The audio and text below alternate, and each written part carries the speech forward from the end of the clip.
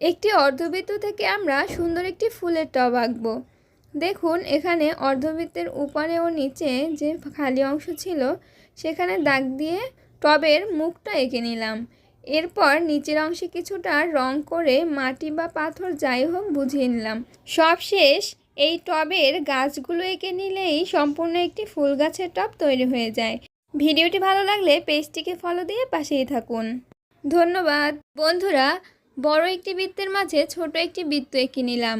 এই দুইটি বৃত্তের মধ্যে দিয়ে আমরা গ্রামীণ পরিবেশের সুন্দর একটি দৃশ্য আঁকার চেষ্টা করব।